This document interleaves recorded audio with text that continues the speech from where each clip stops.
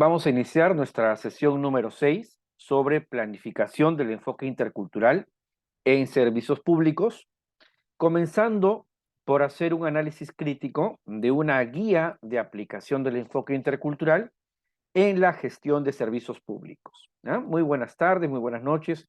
Un gusto de saludarles nuevamente a todos ustedes. Muy bien, hoy día vamos a tener una sesión interesante desde el punto de vista aplicado, ¿no? Desde el punto de vista de la aplicación práctica de cómo elaborar un plan de transversalización del enfoque intercultural, ¿no? Porque a todo esto hemos tenido nociones conceptuales críticas, hemos hablado de marcos jurídicos, ¿no? Y su importancia, hemos explicado qué cosa es el enfoque intercultural. También hemos explicado cuáles son las políticas interculturales y cuáles aquellas que tienen un componente intercultural. Hemos abordado diversos temas importantes. Pero ahora, estimadas amigas y amigos, lo que vamos a hacer es estudiar el cómo se debe elaborar una planificación para transversalizar el enfoque intercultural. En particular, estudiando una guía de aplicación, un manual de implementación del enfoque, ¿ya? Este es un manual implementado en el Perú por el Ministerio de Cultura, aplicable a servicios públicos. Sin embargo, no solamente podríamos aplicarlo a servicios públicos, también a políticas o también a proyectos y programas públicos, ¿correcto? Y en la sesión de mañana terminaremos la sesión de hoy abordando algunos planes de transversalización del enfoque intercultural, ¿correcto? Y viendo justamente, a ver, ahí está, viendo justamente los balances de estos planes, ¿ya? Entonces, esta guía, no se preocupen, ustedes ya la tienen en su carpeta electrónica. Lo que sí les voy a pedir es que de todas maneras tengan ustedes algún lugar donde apuntar, ¿ya? Porque vamos a estudiar esta guía, pero haciéndole a la vez un análisis crítico de la misma, ¿ya? Por lo cual es importante que las observaciones críticas que hacemos, ustedes las vayan apuntando en un documento aparte, en un papel aparte. Este es un documento en PDF, no es un documento de PowerPoint, por lo cual las aproximadamente 5 o 6 observaciones críticas que le vamos a hacer a esta guía, tienen ustedes que escribirlas en un documento aparte, ¿ya? Dicho esto, entonces yo espero que ustedes puedan tener allí un lapicero, un papel, para ir apuntando esto a medida que vamos avanzando, ¿ya? Voy a dar la bienvenida entonces a Delia, a Deiler, Edwin, Ever, Fernando, Gladys, Karina, Leonardo, Lorena, Virginia y Pilar, ¿no? Bienvenidas y bienvenidos a la clase de hoy. Muy bien, una pregunta. ¿Se ve, verdad? ¿Se ve la imagen? ¿Se ve la imagen? Sí, ya, gracias. Muy bien. Muy bien, gracias. Yo les dije que hoy día íbamos a tener entonces el inicio de una parte de nuestro temario sobre interculturalidad aplicada, ¿no? Y eso es justamente lo que vamos a comenzar ahora. Servicios públicos con pertinencia cultural, guía para la aplicación del enfoque intercultural en la gestión de servicios públicos. Esta guía tiene dos partes, amigos, ¿ya? Dos partes. La parte 1, ¿qué son los servicios con pertinencia cultural? Esta parte 1 tiene una parte fuertemente conceptual que no vamos a estudiar en detalle porque ya lo hemos estudiado nosotros en nuestro diplomado. Pero además tiene una parte explicativa acerca de los procesos de gestión pública que tenemos que identificar y tomar como referencia para allí aplicar el enfoque intercultural. Procesos de gestión pública de una determinada entidad o servicio público. Vamos a desarrollar esta segunda parte, o este segundo aspecto de la parte 1, es decir, aquellos procesos de gestión pública en los que sí debemos priorizar la aplicación del enfoque intercultural, y luego estudiaremos la parte 2 de la guía, ¿ya? Que está dentro del mismo archivo en PDF, por si acaso, ¿ya? Parte 1 y parte 2 forman parte del mismo archivo PDF que ustedes ya tienen en su carpeta. Entonces no vayan ustedes a buscar dos archivos separados porque no existen, solo hay uno. Muy bien, y en la segunda parte sí se habla justamente cómo aplicar, ¿ya? Vamos entonces rápidamente con la parte 1. Este es reitero, esta es una guía publicada por el Ministerio de Cultura peruano, ¿ya? Y que es una guía bastante importante, recomendable, sin embargo, tiene sus cuestiones. Como nada en el mundo es perfecto, hay aspectos criticables que vamos a señalar en dicho documento. Naturalmente, ¿no? Como debe ser. Parte 1. ¿Qué son los servicios públicos con pertinencia cultural? Ahí están las presentaciones de los autores, del año 2015, tabla de contenido. Ahí está justamente lo que les menciono, la parte 1, conceptual, que está en el módulo 1, ¿no? Diversidad cultural, estado intercultural. Y en el módulo 2, servicios públicos con pertinencia cultural. Vamos a ver. Ese es el prólogo, vamos a avanzar. Yo quiero presentarles a ustedes la guía, ¿ya? Propósito de esta guía, servir de guía para la aplicación del enfoque intercultural en servicios públicos. Eso ya lo sabemos. ¿Cómo se estructura la guía? Ya lo expliqué, tiene dos partes. Esta guía, por razones legales, es creada por el Ministerio de Cultura, es decir, por el Poder Ejecutivo. Por lo tanto, es una guía para que cualquier entidad del Poder Ejecutivo aplique dicho enfoque. Y esto puede ser los diversos ministerios del Poder Ejecutivo, pero también organismos constitucionalmente autónomos, gobiernos regionales y gobiernos locales, ¿ya? La guía Delia está en la carpeta electrónica, como todos los materiales de nuestro curso, ¿ya? En la carpeta de la clase. Esta guía tiene dos partes. Ya lo mostré. Siempre, siempre los materiales van a estar allí, ¿ya? Acá hay cuadernillos, cómo puede usarse la guía como material de orientación consulta. Entonces, ustedes pueden utilizar este material como una guía para aplicar el enfoque intercultural, por un lado. O sea, es una guía que nos ayuda a aplicar, que nos indica paso a paso cómo debemos elaborar un plan de transversalización. Pero también sirve como material de capacitación y autoevaluación. ¿Por qué? Porque tiene materiales teóricos acerca de interculturalidad. Objetivo de la parte 1 de la guía, contenido, diversidad cultural, servicios públicos con pertinencia cultural, glosario de términos, compendio normativo, mapa etnolingüístico. Y acá hay una introducción conceptual. Esto es algo que yo suelo mencionar que es importante. Yo le doy a esto una importancia, ¿no? O sea, este prólogo de la guía nos habla acerca de la vinculación entre la modernización del Estado y la gestión pública intercultural. Yo lo veo desde un enfoque para darle la importancia que tiene y que no sea un detalle meramente teórico. La importancia que tiene, yo la abordo desde la óptica de la cultura burocrática, ¿no?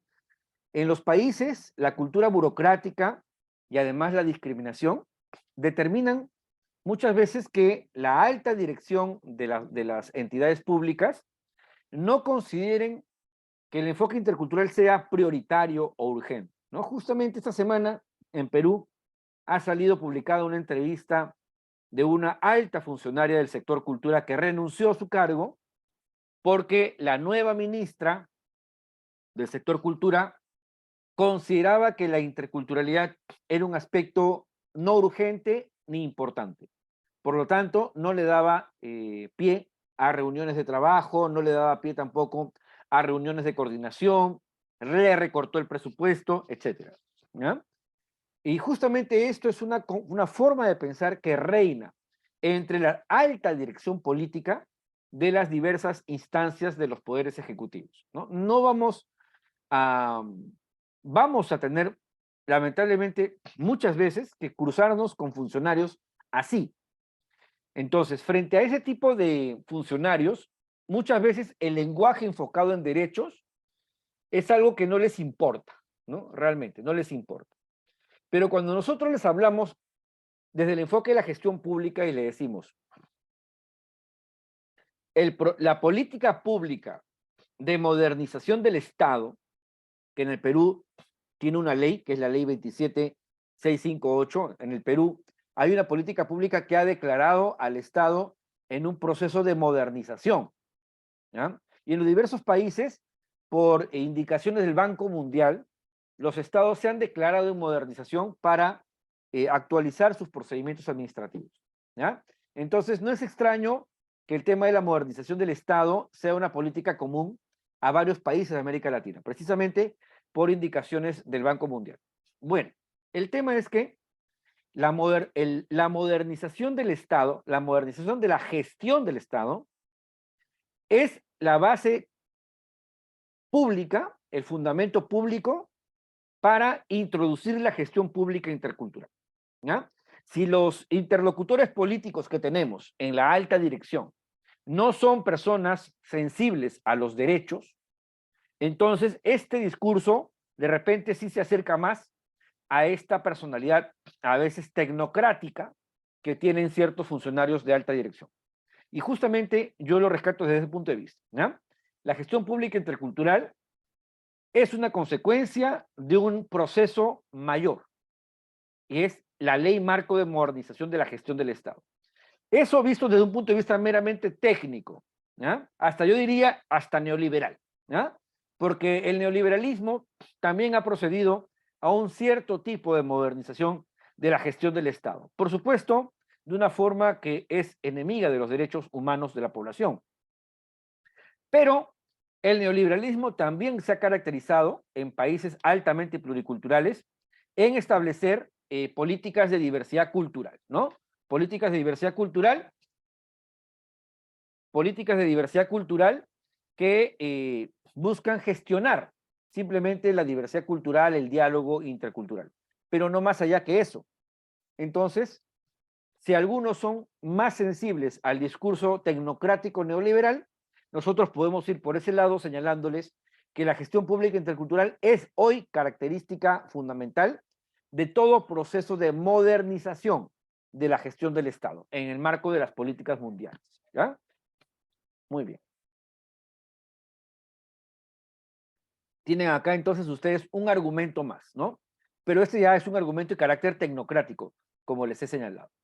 En esta guía se continúa explicando qué son los servicios públicos como un canal de vinculación de la ciudadanía con el Estado. Se habla acerca de la relación entre servicios públicos y derechos ciudadanos, lo hemos hablado ya. Servicios públicos para una ciudadanía diversa culturalmente.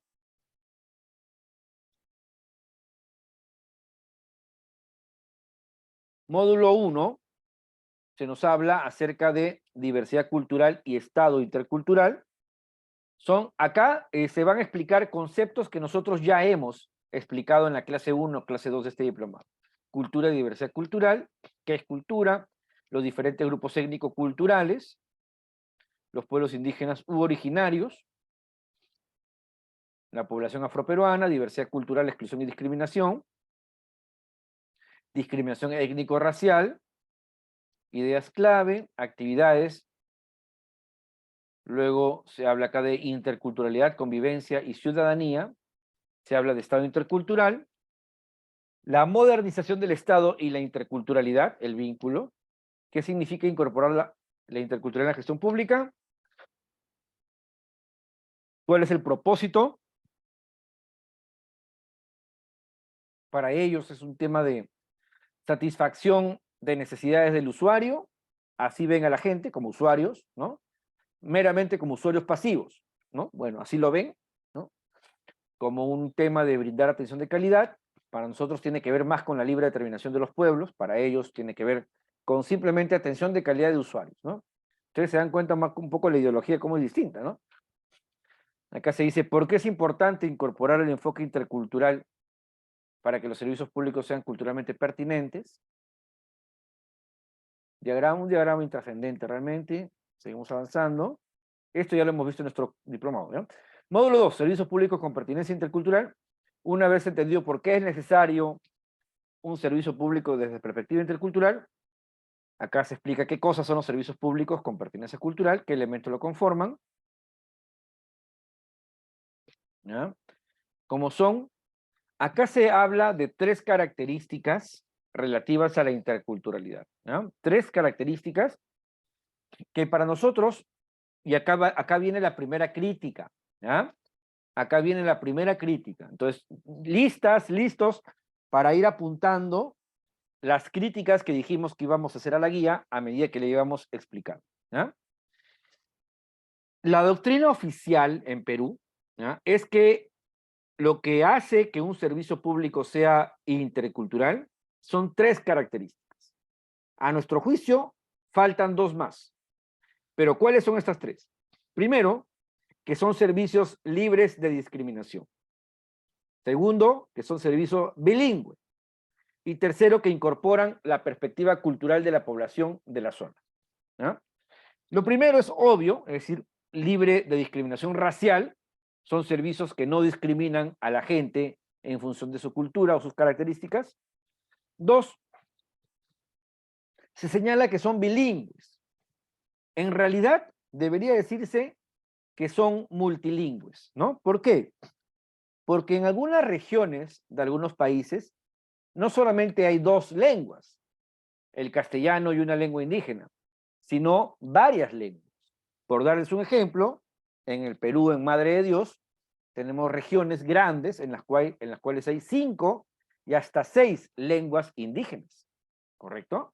Por lo tanto, allí los servicios son multilingües o deberían ser multilingües. Entonces, lo bilingüe limita mucho de una forma binaria al idioma castellano y a los demás idiomas indígenas, ¿no? Entonces, no creo que deba ser bilingüe, sino multilingüe. Finalmente, se nos dice que son servicios que incorporan la perspectiva cultural de la población de la zona. Y en realidad, ¿no? Y en realidad yo creo que esta es muy importante, esa tercera característica. Yo creo que es el corazón de lo que hace que un servicio público sea intercultural, ¿eh? Porque incorporar la concepción cultural de la población es fundamental. Y no es muy fácil, ¿no? Realmente la tercera característica es muy cualitativa y altamente abstracta, muy complicada de conseguir. Porque, ¿qué cosa es la cultura? ¿Cuál es la cultura de la población de la zona? Pero sobre todo, ¿cuál es la cultura de la población relacionada al objeto del servicio público?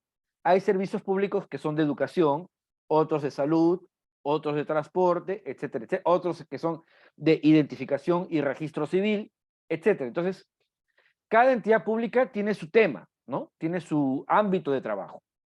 Por lo tanto, en relación a ese tema, que es el objeto del servicio público, hay un ámbito de la cultura local que está relacionado.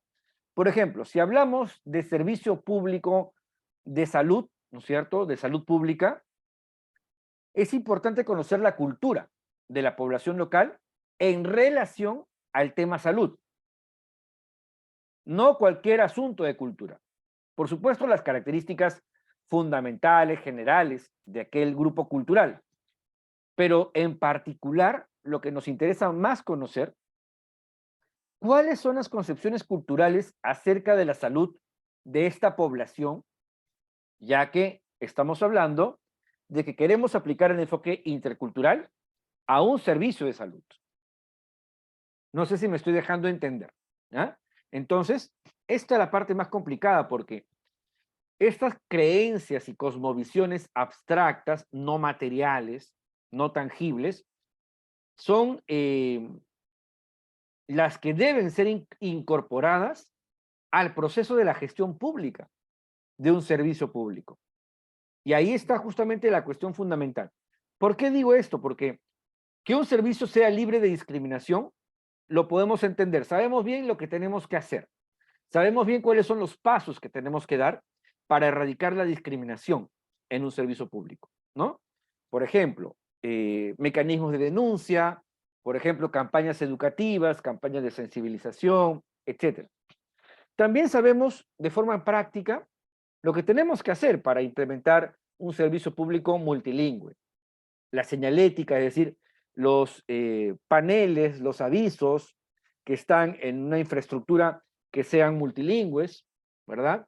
Tener intérpretes, tener traductores entre el idioma castellano y los idiomas indígenas, traducir a idiomas originarios, los principales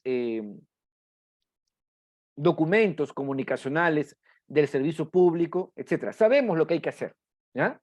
Pero para incorporar la perspectiva cultural de la población de la zona, también sabemos cómo hacerlo, pero hacerlo es muy abstracto, hacerlo es bastante complicado. Ahí está el kit de la cuestión.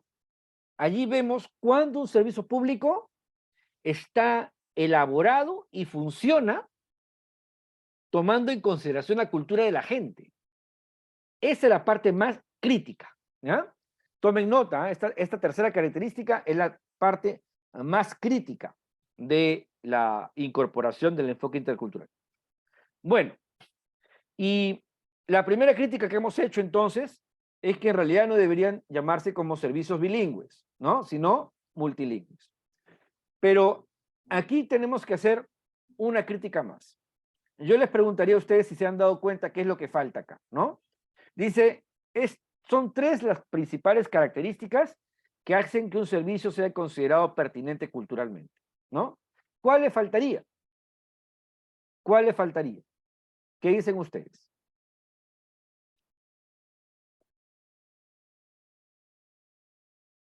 ¿Alguien? ¿Qué característica le faltaría a esta enumeración? Le faltan fundamentalmente dos, ¿ya? Y que no son teóricas, sino que son muy prácticas. La primera que falta, tomen nota, ¿ya? Tomen nota, es que son servicios que incorporan mecanismos participativos, ¿ya?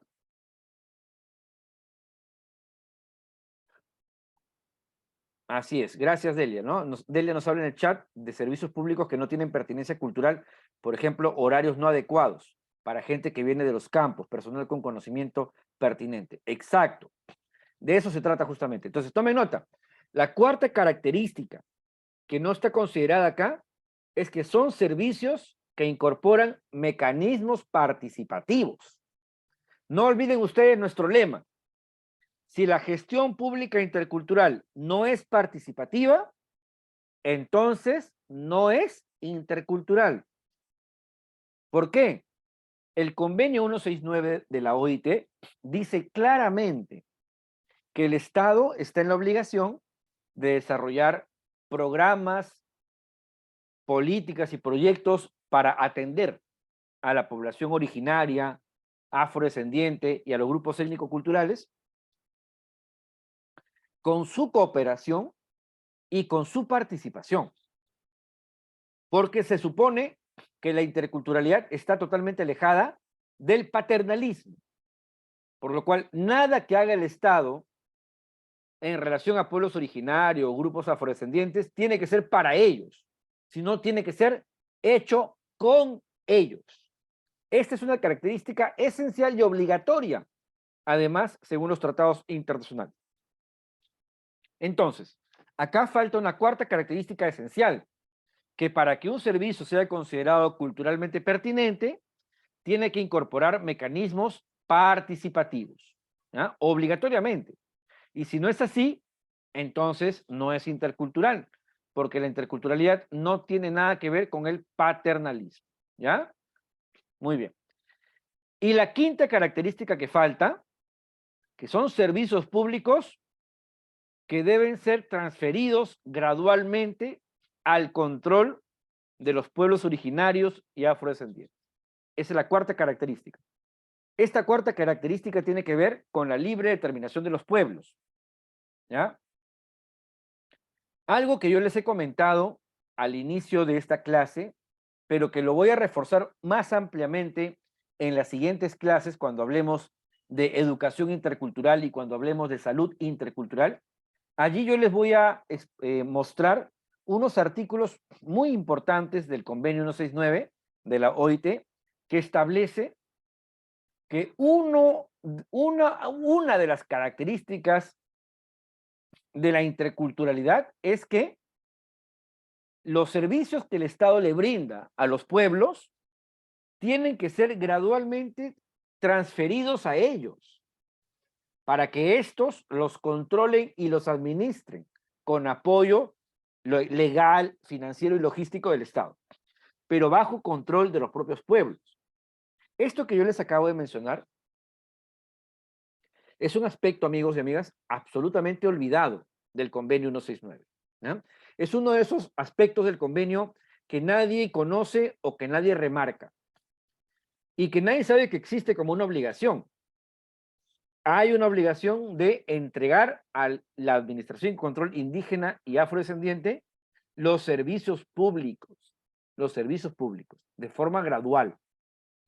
Eso es una expresión del fortalecimiento del autogobierno, del fortalecimiento de la libre determinación de los pueblos, ¿correcto? Y esa es una quinta característica que no está acá presente y que justamente hace la gran diferencia. Lorena nos dice, estos serían las llamadas competencias compartidas entre Estado y pueblos indígenas. Correcto, Lorena, muy bien. Exacto, ¿ah? Porque el concepto estadocéntrico de que el Estado lo hace todo, ese es un concepto superado por este convenio 169. El concepto de que el Estado le daba todo a los pueblos indígenas y el Estado administraba todo para pueblos indígenas y afrodescendientes, era un concepto del anterior convenio, al cual el convenio 169 reemplazó. Pero la filosofía nueva del convenio 169 es distinta, ¿ya? Entonces, acá faltan dos características esenciales para que nosotros podamos decir que un servicio público es culturalmente pertinente. Primera característica que falta, son servicios que incorporan mecanismos participativos. Segunda característica que faltó acá, son servicios que deben transferirse gradualmente a los pueblos interesados para fortalecer su libre determinación. ¿Ya? Dense cuenta cómo estamos aplicando los conceptos críticos que hemos planteado en las primeras clases, ¿ya? Porque para eso son los conceptos críticos, para aplicarlos a lo largo de toda la experiencia, no solamente para una clase de teoría, ¿ah? Sino la teoría tiene que llevarse a la práctica. Y justamente eso es lo que estamos haciendo acá, ¿ya? Entonces ustedes ya han anotado, ¿verdad? Ya tenemos hasta el momento, ¿cuántas críticas? ¿Cuántas críticas tenemos anotadas?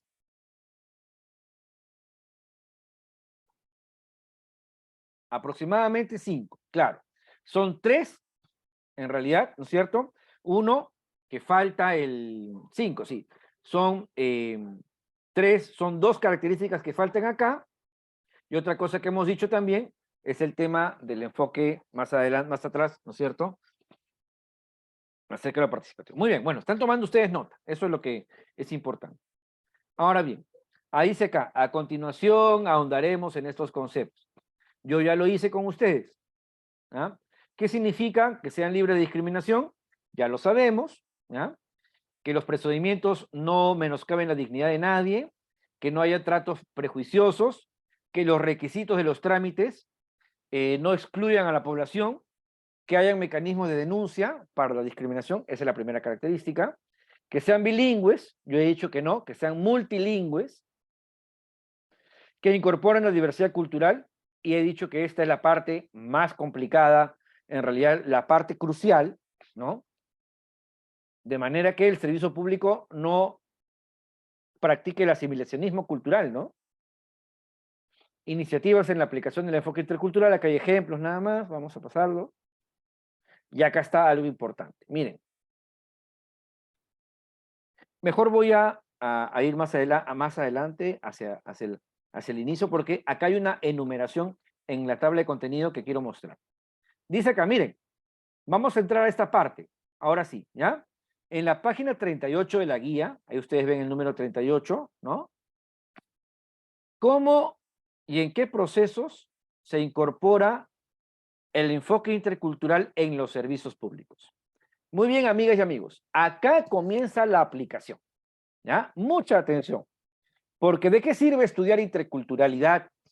¿De qué sirve tener un enfoque crítico? ¿De qué sirve conocer las normas legales? ¿De qué sirve conocer los derechos culturales? ¿De qué sirve conocer las políticas interculturales cuáles son?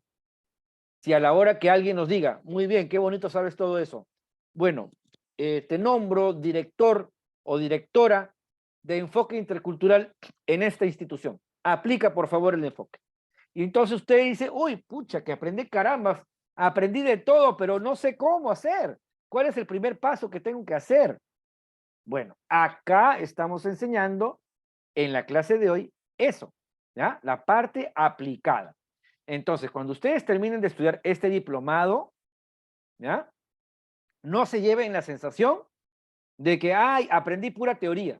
No, porque estamos estudiando una parte importantísima práctica. Y a partir de ahora vamos a ver cómo funcionan en la práctica las políticas interculturales. Y estamos comenzando hoy día estudiando cómo crear un plan de transversalización del enfoque intercultural. ¿Ah? Entonces, la primera cuestión es preguntarnos, ¿cómo y en qué procesos se incorpora el enfoque intercultural en los servicios públicos? Cuando habla de procesos, se está refiriendo a los procesos de la gestión pública interna de una institución, ¿ya? Y por favor no se olviden, cuando ustedes quieran hacerme cualquier pregunta, con total libertad, por favor, me la hacen, ¿ya? Bien, entonces acá nos dice cómo y en qué proceso se incorpora el enfoque. Entonces, esto es lo primero que tenemos que tener claro. Una institución tiene varios procesos de gestión pública. Tenemos que identificar aquellos donde es más pertinente aplicar el enfoque intercultural. No en todos los procesos va a ser igual. Entonces, la guía nos plantea que apliquemos el enfoque en 8 procesos. Miren, acá hay 4 y acá también hay 4. ¿Ya? Pero falta uno. Falta uno. Y ya les voy a decir cuál es. Es otra crítica que ustedes tienen que tomar nota. A ver, el primer proceso de gestión pública que la gestión nos dice que tenemos que priorizar son los procesos de gestión del conocimiento. Luego, el planeamiento estratégico y presupuesto de una entidad.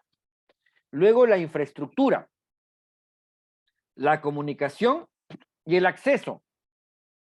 Luego, la documentación de la entidad. Los instrumentos de gestión institucional. La normatividad. Y finalmente, el proceso de recursos humanos. ¿Ya? Acá voy a formular 2 críticas. Tomen nota.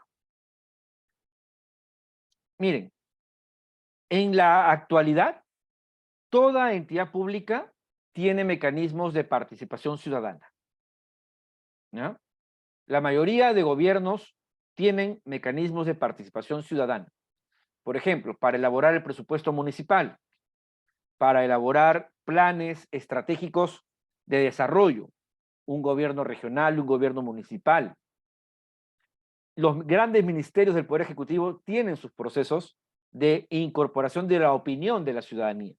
Publican en Internet, en las redes sociales o en los diarios, las próximas políticas que van a implementar y piden opinión de la ciudadanía, ¿ya? Entonces,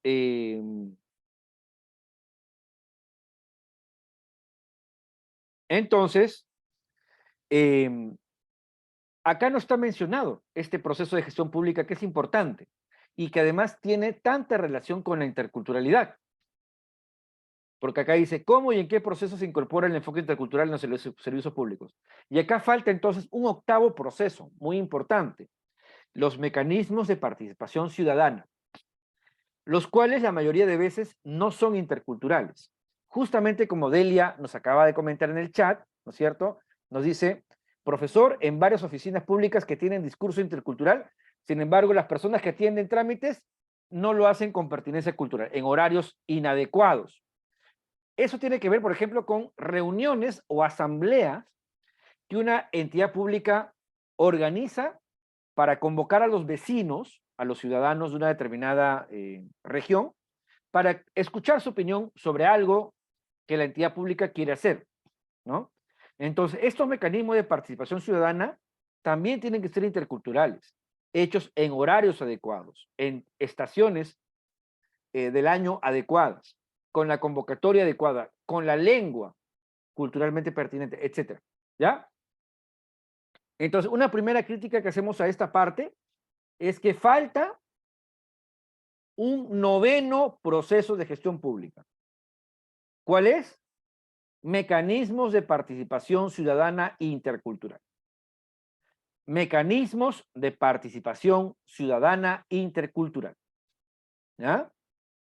Entonces tomen nota, por favor, porque les voy a pedir luego que ustedes enumeren todas las observaciones críticas que estoy formulando. ¿Ya?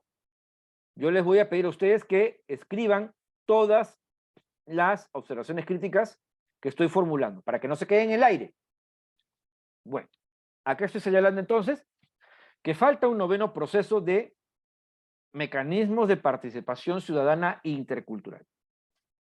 Y otra crítica que yo efectúo es que dense cuenta en qué lugar han puesto el proceso de recursos humanos, ¿no? Como uno de los procesos en los que hay que aplicar el enfoque intercultural.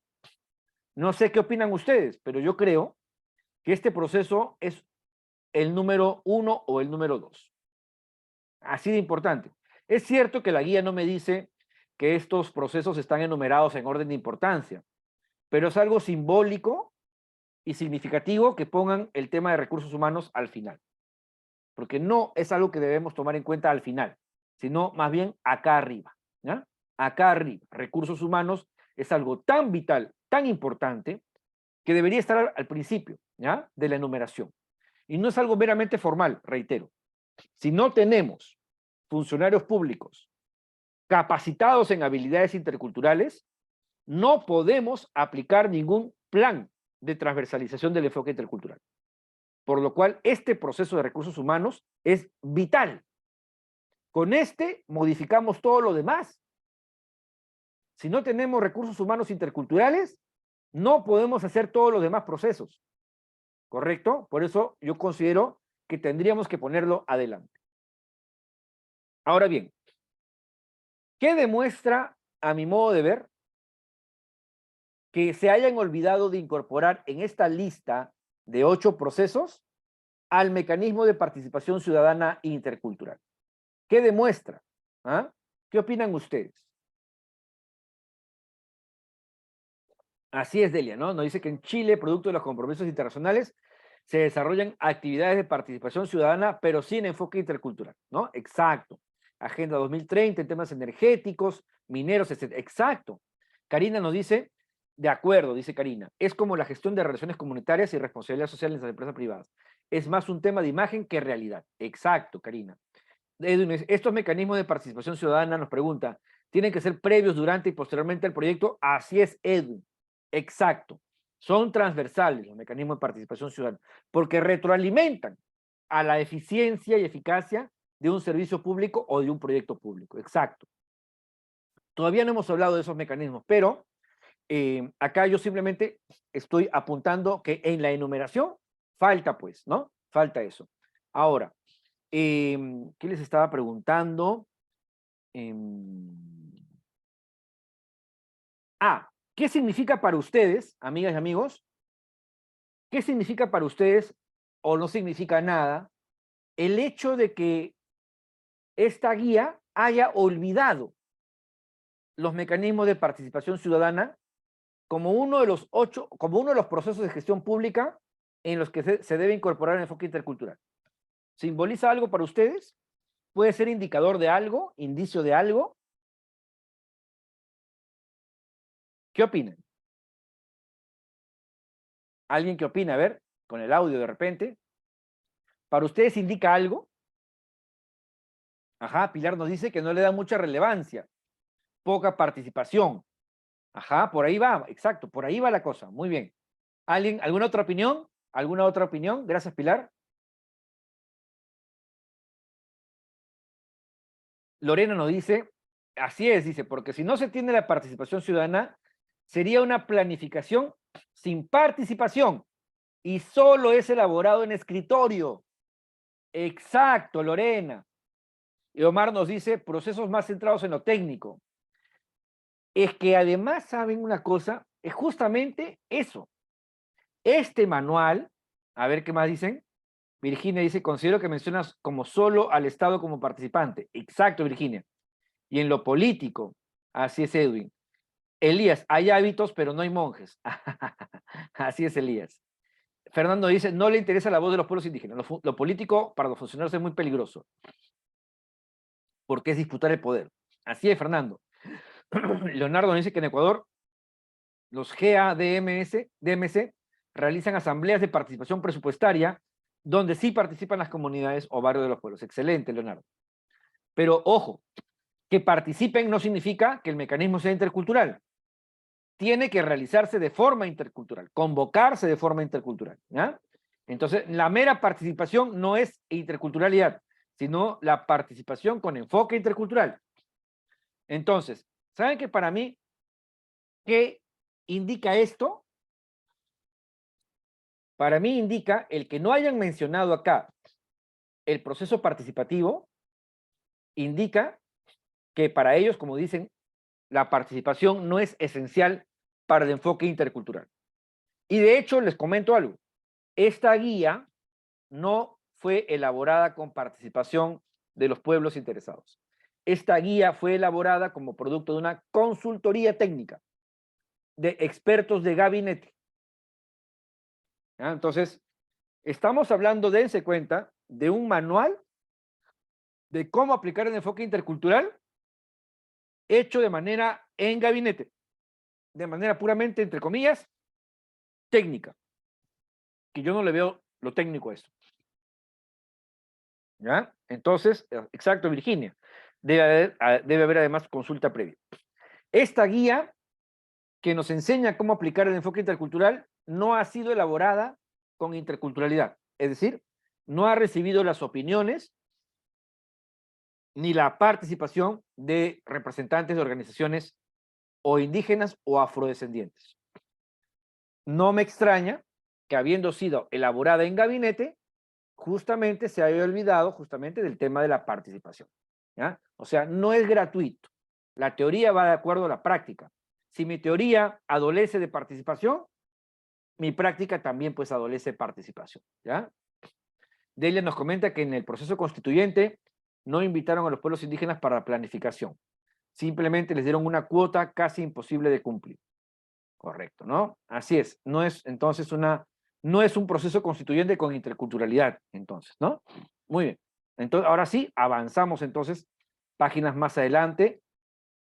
Ya expliqué la enumeración. Ahora vamos a desarrollar cada uno de estos procesos de gestión pública, ¿ya? Avanzamos en la página. Ya está. Y ahora, entonces, vamos a desarrollar en detalle este aspecto, ¿no? Nos dice Fernando, también es el enfoque de cierta tecnocracia que gestiona desde arriba y no construye políticas desde abajo. Exacto, ¿no? Exacto. Y eso, ¿no? Que considerando qué cosas arriba y qué cosas abajo también, ¿no?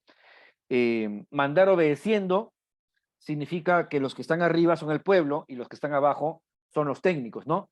Pero en este enfoque tecnocrático, neoliberal, ¿no es cierto? Ellos consideran pues que están arriba y nosotros abajo, ¿no?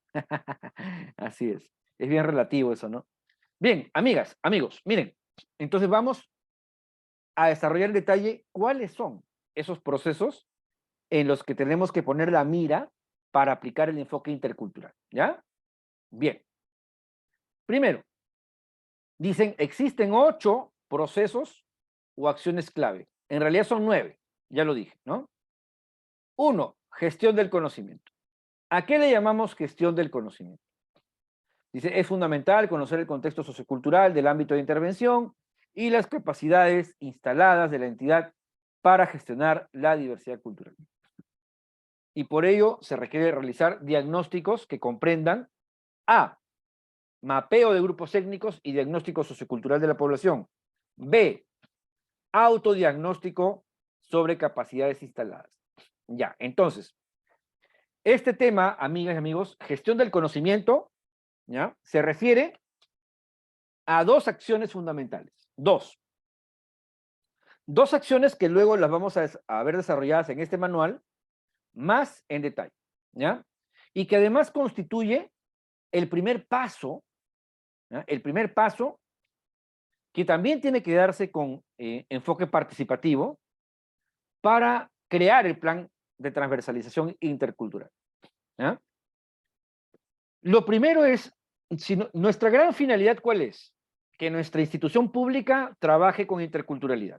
Ok, pero para eso necesitamos conocer el terreno en el cual vamos a aplicar la interculturalidad para poder luego planificar y ejecutar el plan de acción.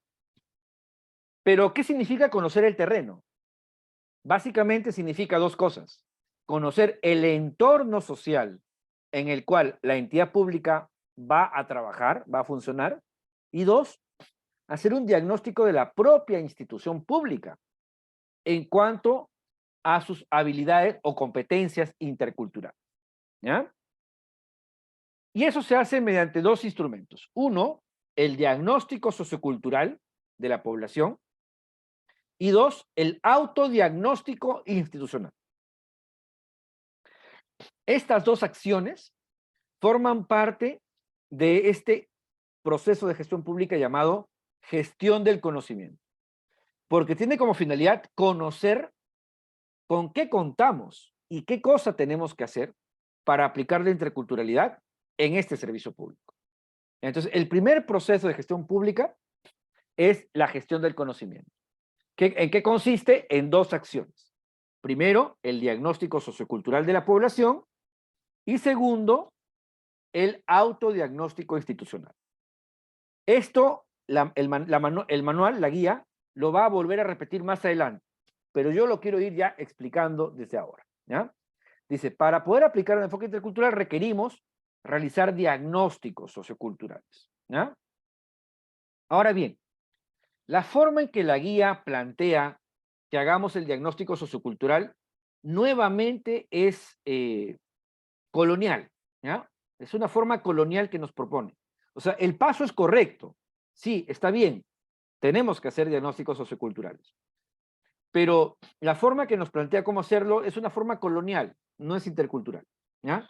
Nos dice que tenemos que revisar estadística, registros oficiales de entidades del propio Estado, revisar documentos, ¿no?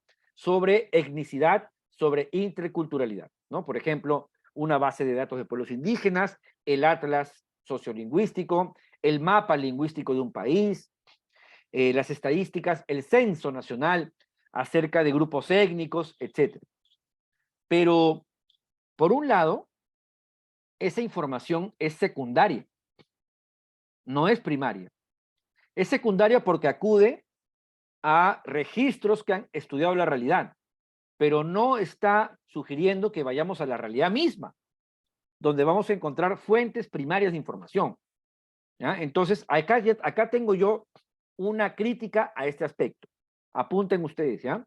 Que el diagnóstico sociocultural se debe hacer con fuentes primarias, no solo secundarias, como manifiesta la guía. El diagnóstico sociocultural se tiene que hacer con fuentes primarias, no solo con fuentes secundarias, como manifiesta la guía. Una fuente primaria, por ejemplo, ¿qué es? A ver, ¿quién me puede decir ejemplos de cómo obtener fuentes primarias de información? ¿Qué fuentes primarias de información podríamos considerar? A ver, ¿quién me da ejemplos? Alguien que me dé ejemplos de fuentes primarias. Muy bien, Omar. Podrían ser, profesor, realizar encuestas en forma directa, y no solamente sacar la información de lo que ya existe en el servicio, porque los servicios ya tienen una estructura muy colonizada y por lo tanto lo hacen de otra manera, y si yo recojo adecuado a la interculturalidad, podría recoger otra información que sería mucho más genuina en dar una respuesta para yo poder interpretar. ¿Sería algo así, profesor? Excelente, Delia, claro que sí. Lo has dicho perfecto. Exacto. Ir al territorio, nos dice Emilio. Exacto. Omar, entrevistas, ¿no? Virginia nos dice cuestionarios. Edwin nos dice entrevistas con líderes.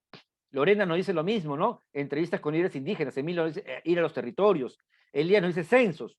Claro, los censos también es información primaria porque vas a los territorios, pero luego es elaborada técnicamente, ¿no? Así es. Lorena, interacción dentro del territorio. Muy bien, Pilar. Grupos focales, ¿no? Los llamados focus group, grupos focales, conversaciones. Deiler, interactuar directamente con la población para recopilar información primaria. Emilio nos dice entrevistas. Virginia, entrevistas directas con los representantes. Elías, estudios sociales in situ. Muy bien. Karina, talleres grupales con dirigentes con la población. Iber, muy bien, Iber. Este mecanismo yo le iba a decir, perfecto. Observación participante. Es estar dentro de la comunidad. Edwin, las vivencias con los pueblos indígenas. Exacto, esa es la observación participante. Elías, in situ, en el campo, ¿no? Virginia no es visitar los pueblos para observar las visitas in situ. Lorena nos dice convivir con la población para poder conocer la mayor parte de información, su historia, cultura, formas de vida. Exacto. Muy bien, excelente. Les felicito. Muy bien. Eso es recoger información primaria, ¿no? Entonces, también pues vamos a ir a los censos nacionales, a las estadísticas, a los libros, a los informes de investigación, ¿no? Donde nos van a decir pues cuántos son hombres, cuántas mujeres, cuántos niños, cuántos adultos mayores, cuántos son personas con discapacidad entre estos pueblos, ¿no? Perfecto, pero la información de calidad cualitativa yo la recojo con fuentes primarias, ¿ya?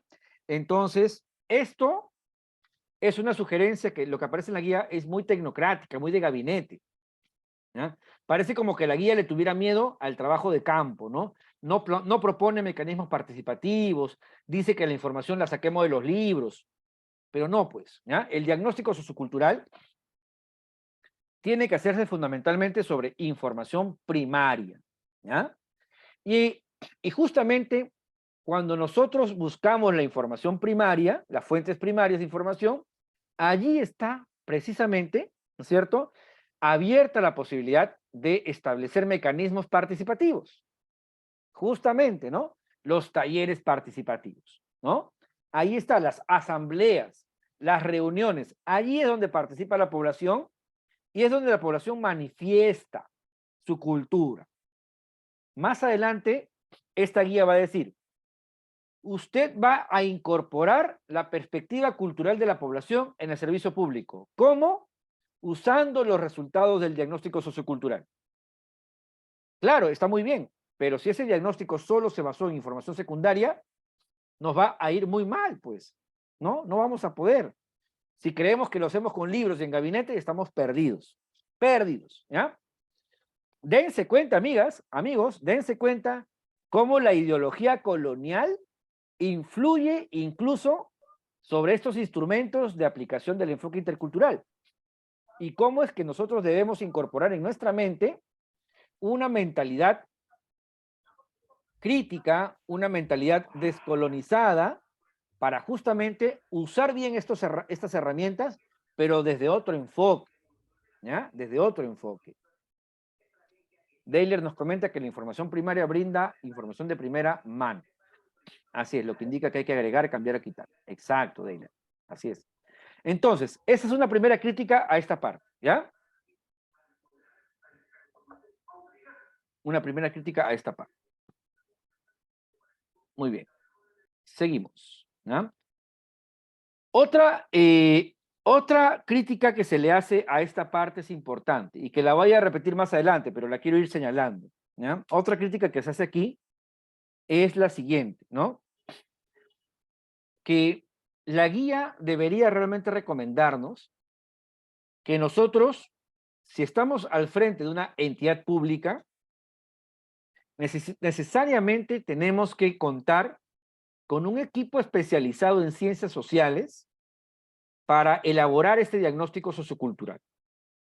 Porque muchas veces en las entidades públicas no tenemos antropólogos, no tenemos sociólogos, no tenemos personas expertas en interculturalidad y en etnicidad, estudios culturales, por lo cual va a ser importante que contratemos a un grupo de profesionales que elaboren el diagnóstico sociocultural con las herramientas pertinentes de las ciencias sociales y las técnicas participativas. ¿Ya? La entidad pública no puede encargarle a un burócrata, oye, hazme el diagnóstico sociocultural. No puede. Si es que realmente va a ser un diagnóstico que sea útil, que realmente sirva para el propósito que estamos queriendo conseguir, realmente tiene que ser hecho por especialistas. ¿Ya?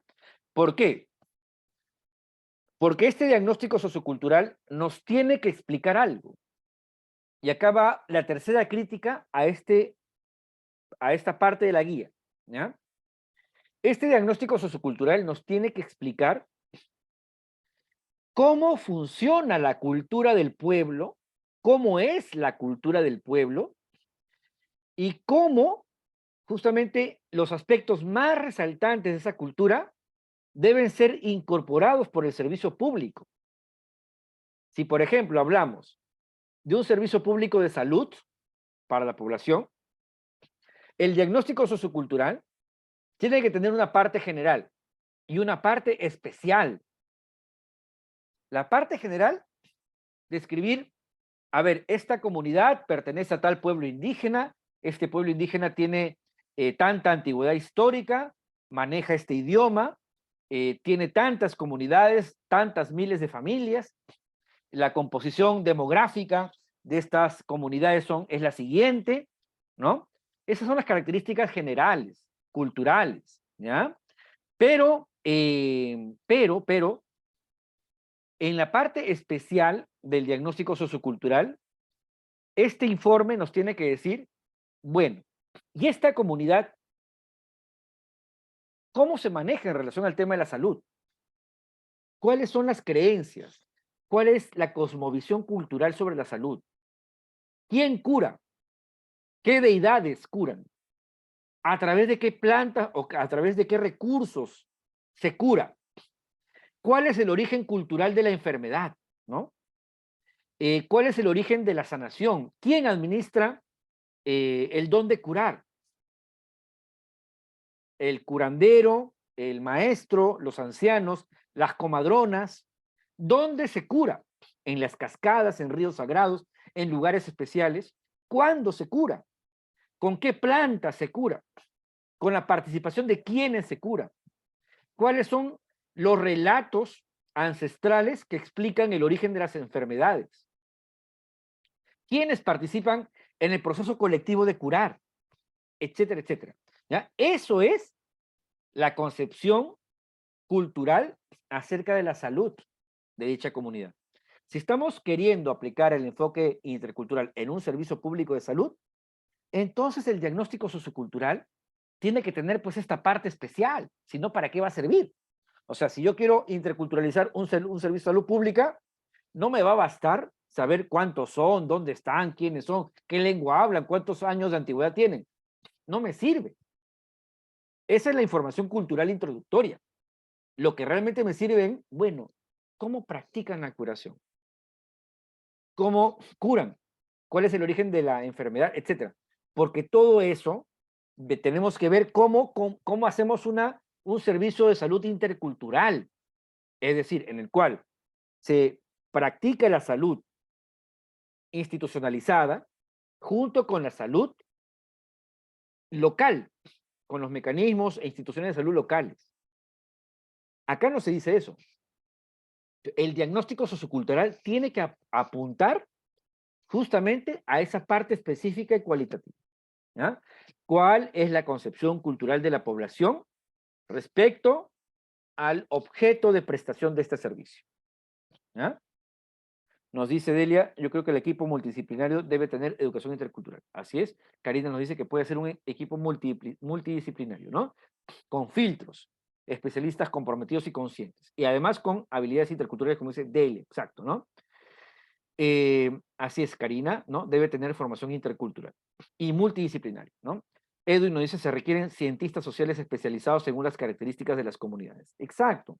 Entonces, quisiera saber si me han comprendido esto que les estoy diciendo, ¿no? De la importancia, o sea, ¿cuál es la característica fundamental que tiene que, o la finalidad principal que tiene que lograr este diagnóstico sociocultural para que realmente sirva a su propósito? ¿No? Me han entendido, ¿verdad? Lo que he tratado de explicar. Sí, ¿Sí? A profesor. ver, Claro, adelante. sí. Muy bien, sí me han extendido. ¿Los demás también me han entendido?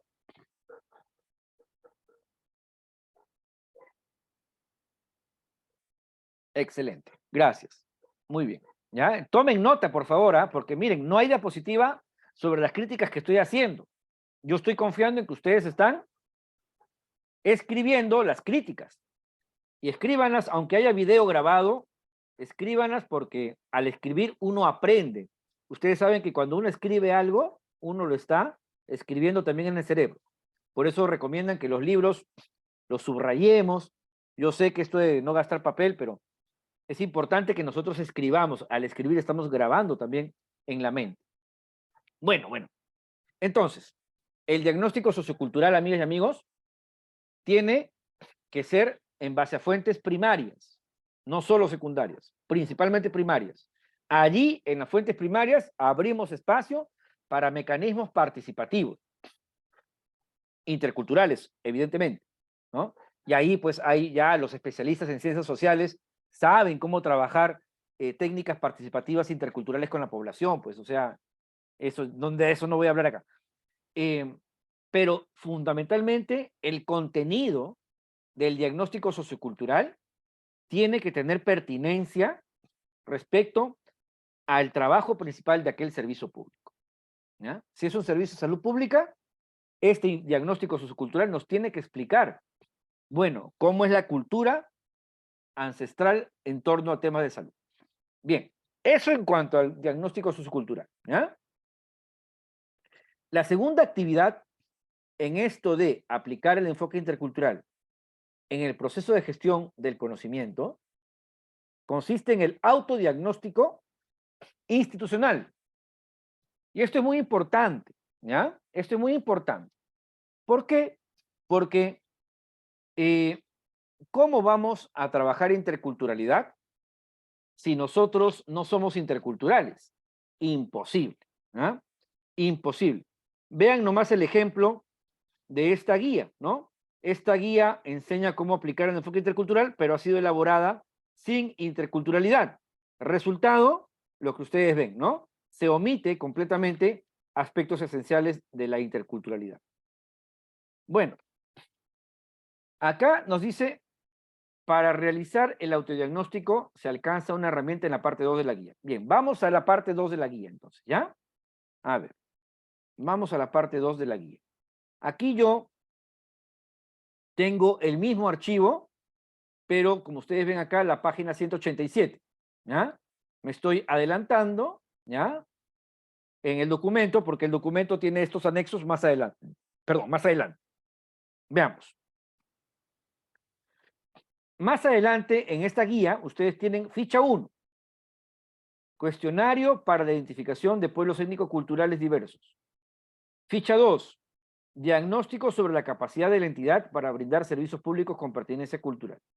Reitero, estas fichas son anexos que están en la parte final del documento, ¿ya?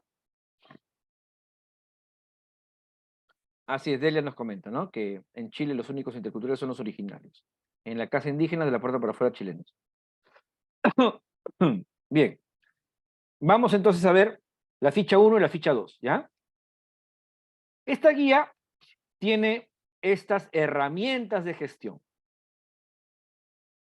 La ficha 1 pretende ayudarnos a elaborar el diagnóstico sociocultural o diagnóstico de las características culturales y étnicas de la población.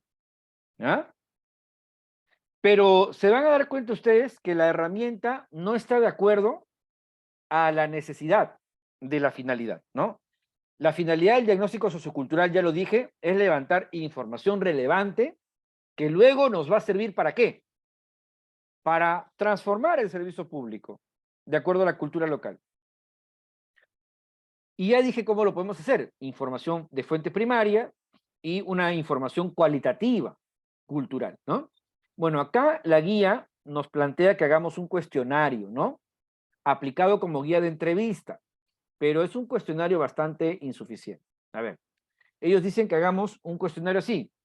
¿Cuántos grupos étnicos existen? ¿Qué lenguas hablan y dónde están ubicados? ¿Ya? ¿Qué lengua predomina? ¿Qué población habla solo castellano? ¿Qué población habla solo su lengua originaria? Esto es en base a estadística, ¿no? Censos. ¿Qué población es bilingüe? Habla una lengua originaria y también castellano. Segundo, la ficha de entrevista continúa así, ¿no? El cuestionario. ¿Cuánta es la población de cada grupo según categoría de género y edad? Eso no lo puede responder la persona, ¿no? O sea, la población no nos va a responder esto, ¿no? La población no nos va a decir, señor, acá en mi comunidad hay tantos hombres, tantas mujeres, tantos niños. No nos va a decir eso, pues. Es un estudio que tiene que realizarse estadísticamente, ¿no? Entonces, esta es información general, de carácter cultural. ¿Qué necesidades específicas tiene cada grupo? Imagínense, ¿no? En relación con el servicio que le prestamos. En realidad, esta pues, pregunta tiene que formularse de una forma mucho más profunda, ¿no? Mucho más profunda, no así nomás. Seguimos. ¿Cuáles son las necesidades prioritarias que el servicio debe atender?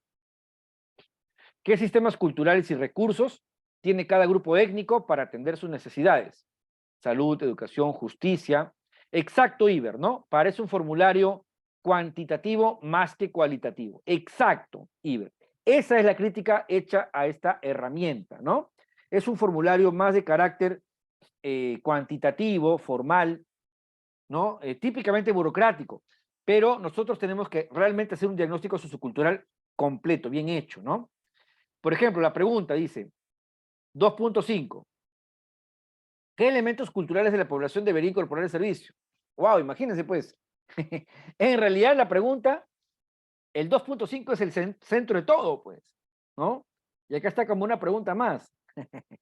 El 2.5 es lo que debe responder el diagnóstico sociocultural, ¿ya? Y el 2.5 da para 20 páginas, 50 páginas, 100 páginas, ¿no? O sea, es explicar justamente cuál es la cultura de la población en relación al servicio público, ¿no? ¿Qué expectativas tiene la población? Bueno. 3. Cobertura, metas, resultados y factores culturales. ¿Cuál es la población que más acude al servicio? ¿Qué características culturales tiene? ¿A qué grupos étnicos corresponde? ¿Cuál es la que acude menos? ¿Cuáles son los factores o causas? ¿Por qué? ¿Por qué no acude o acude muy poco? ¿Por qué? ¿Estas causas tienen relación con factores culturales? Por ejemplo, no se habla el idioma en el servicio público, ¿no? Seguimos. ¿Qué barreras culturales enfrentan los grupos de población para acudir al servicio? ¿Existe una correspondencia entre las metas de atención y la cobertura del servicio? Si la cobertura está por debajo de las metas, ¿los factores culturales tienen relación para que ello sea así? ¿Ya? Hasta ahí va el diagnóstico sociocultural, imagínense. ¿Ya? ¿Qué les parece el formulario que acabamos de ver? ¿Suficiente o insuficiente?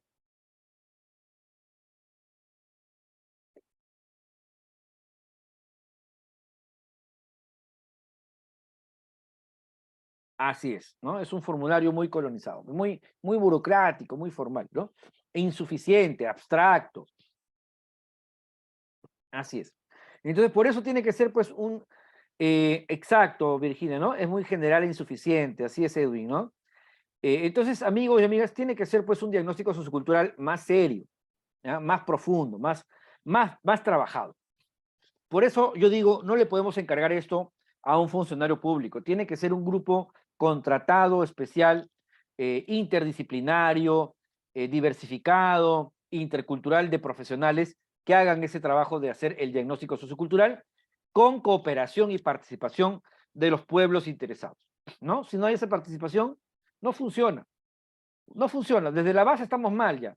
Dense cuenta ustedes cómo desde la base arrancamos mal, ¿no? Si hacemos un diagnóstico burocrático de gabinete, el servicio público no va a funcionar. Y no va a funcionar porque no hemos tomado en cuenta justamente la cosmovisión de la gente. No hemos escuchado su opinión, no la hemos consultado, no hemos recibido la cooperación de ellos, ¿no? Así es, Iber, ¿no? Muy bien, ¿no? Lo cualitativo tiene posibilidades de explicar sentimientos sin caer en subjetividad. Muy bien. Ahora bien, vamos ahora a la ficha 2 de autodiagnóstico institucional, ¿no? Y esto es importante. La institución tiene que hacer 2 diagnósticos en simultáneo, ¿ya? Mientras el grupo de especialistas elabora el diagnóstico sociocultural en cooperación y participación con las comunidades, en paralelo se tiene que ir haciendo, acá les enseño a mi gatita Paxi, que siempre me visita en las clases. En paralelo tenemos que ir haciendo el autodiagnóstico institucional, ¿ya? ¿Con qué contamos para poder servir a la población de forma intercultural? ¿Con qué contamos?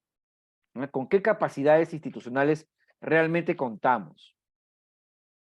Veamos. Ahí, hijita, ya pues.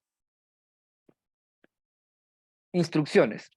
Esta guía nos plantea un cuestionario para poder hacer la interculturalidad, el diagnóstico, el autodiagnóstico institucional, ¿ya? Este cuestionario, nos dice la guía, está dirigida a las áreas de planeamiento, atención ciudadana o desarrollo social de las entidades que prestan servicios. Ya que dice acá explica porque muchas veces son estas las áreas encargadas de ver las mejoras en temas interculturales y en la gestión. Este instrumento tiene 2 partes. En la primera parte se trata de indicar el grado en que los aspectos considerados están presentes. En la segunda se guía el análisis a través de una valoración con puntaje de las respuestas. Vamos a ver. A ver.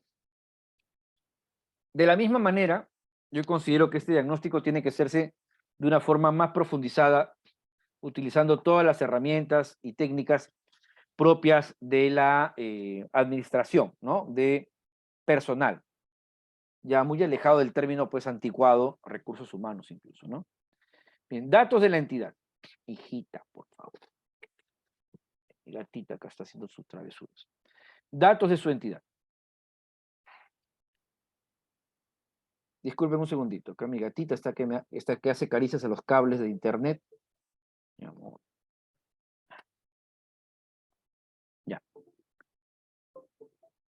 Datos de la entidad.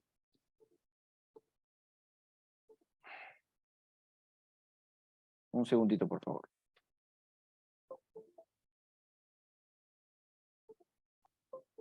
Ya, ahora sí. Delia nos pregunta, ¿este cuestionario es para los funcionarios públicos? Así es, ¿no? Este cuestionario es para funcionarios públicos, Delia. Este cuestionario supuestamente es para aplicarlo internamente. Pero claro, ya sabemos que un cuestionario no va a ser la herramienta tampoco más idónea para poder identificar si la institución cuenta con habilidades o con competencias interculturales, ¿no? Entonces, pues ahí está la clave. Bueno, dice nombre de la entidad a la que pertenece. Unidad o área donde labora. ¿Cuál es el cargo que ocupa dentro de la institución? ¿En qué departamento y distrito se encuentra la entidad donde labora? Si es una sucursal, mencionarlo. ¿A qué nivel de gobierno se encuentra su entidad? Nacional, regional, local. ¿A qué sector pertenece la entidad donde labora? Educación, salud, trabajo. Describa brevemente cuáles son los principios, los principales servicios que se brindan en la entidad donde usted labora. Gestión pública y enfoque intercultural. Acá viene un cuestionario. ¿Ya? Preguntas. Pero estas preguntas, amigas, amigos, son preguntas que se hacen en función de los procesos de gestión pública que la guía está enumerando, ¿no? Hemos dicho, son 8 procesos de gestión pública, debiendo ser 9, ¿ya?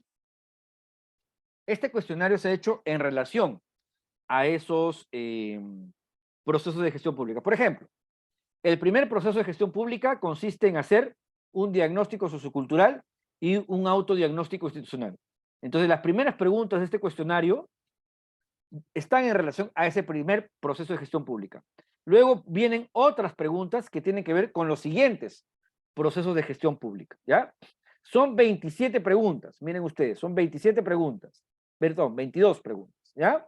Y acá la propia guía nos dice que las preguntas 1, 2 y 3 tienen que ver con gestión del conocimiento, que las preguntas 4, 5 y 6 tienen que ver con planificación estratégica y presupuesto, que la pregunta 7 tiene que ver con infraestructura y así sucesivamente. Por lo cual yo concluyo que este cuestionario debería tener más de 22 preguntas. ¿Por qué? Porque acá falta un 9º proceso, que se llama Mecanismos de Participación Ciudadana Intercultural. Por lo tanto, deberían haber más preguntas, ¿no? También referías a ese ausente proceso de gestión pública que no está acá considerado.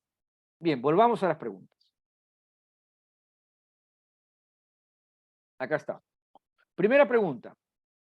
¿No aplica, no aplica o no sabe? Segunda opción es no se ha hecho. Está en curso o sí se ha hecho.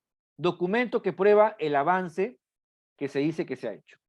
Acá se pregunta, ¿su entidad ha identificado a los grupos étnico-culturales existentes en su localidad? ¿Su entidad ha identificado las lenguas habladas en la localidad? Es un checklist, ¿no? Una lista de chequeo. ¿Su entidad ha realizado algún diagnóstico sobre las características socioeconómicas de los diferentes grupos étnico-culturales de la localidad donde brindan sus servicios? En los planes estratégicos de la entidad, como plan estratégico institucional o el plan de desarrollo concertado, ¿se ha incorporado temas relacionados a la interculturalidad? Dentro de los planes operativos de su entidad, ¿se han incluido actividades relacionadas a la mejora de la atención ciudadana para los distintos grupos étnico-culturales? ¿Su entidad asignó presupuesto a las actividades de mejora para la atención ciudadana de los grupos étnicos? ¿La infraestructura ha tomado en cuenta prácticas y necesidades de los grupos étnicos locales? ¿Su entidad cuenta con al menos un canal de atención presencial, telefónico o virtual, en lengua indígena o originaria? ¿Los canales de atención son fácilmente accesibles? ¿La información que brinda la entidad está en lengua originaria? Las imágenes y figuras que aparecen en sus materiales informativos y de difusión, folletos, afiches, ¿son representativas culturales de los grupos étnicos? Los documentos, formularios de trámite y normas están traducidos a lenguas, emplean un lenguaje que pueda ser fácilmente entendido por la población usuaria de los servicios. Para el registro de documentos, se pueden realizar los trámites de forma oral, tomando en cuenta el idioma originario. El texto único de procedimientos administrativos de la institución está traducido. O sea, esta es una especie de documento que compila todos los procedimientos administrativos que la población puede realizar. Así se le llama en Perú, ¿no? TUPA. Su entidad utiliza protocolos de atención para la prestación de servicios sin discriminación. ¿Existen normativas que sancionen la discriminación? ¿Hay mecanismos para que la ciudadanía pueda presentar quejas o denuncias? ¿Se toman acciones y se introducen cambios o mejoras en el servicio resultado de las quejas por discriminación? ¿El personal ha sido capacitado en interculturalidad? Claro, es que acá está muy limitado. Por ejemplo, puede haber sido capacitado, pero no ser intercultural, ¿no? O sea, en realidad se trata de exámenes un poco más profundos, ¿no? ¿En la entidad existe personal capacitado en programas de competencias interculturales? ¿Se ha identificado personal que maneje lenguas originarias? ¿En su entidad hay personal especializado en asuntos interculturales y que tenga competencias para ser mediadores entre la institución y los diferentes grupos étnico-culturales. ¿Ya? Exacto. Y ver es formulario encuesta, que no requiere opinión, sino manual de la institución. Así es, ¿no? Así es, Delia. Los folletos interculturales, pero no aparecen, pues, figuras, aparecen mapuches y dice pueblos originales. Hay asimilacionismo, ¿no? Así es. Bueno, entonces, este cuestionario está bien como un punto de partida, ¿ya? Pero no podemos quedarnos para el diagnóstico, el autodiagnóstico institucional en esto, ¿no? Tendríamos que elaborar, evidentemente, una metodología para evaluar las habilidades interculturales de los funcionarios encargados de atender a la población, ¿ya? Eso es lo que importante tenemos que tomar en cuenta. Bueno, volvemos al texto principal.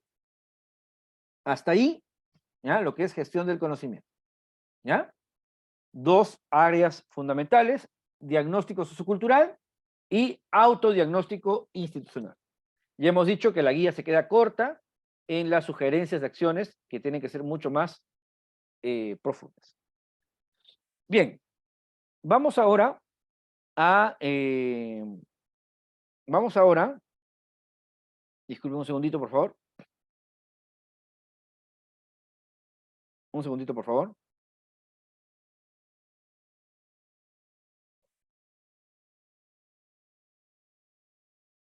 Ya, seguimos. Ahora, el segundo proceso de gestión pública que hay que tomar en cuenta es el de planeamiento estratégico y presupuesto.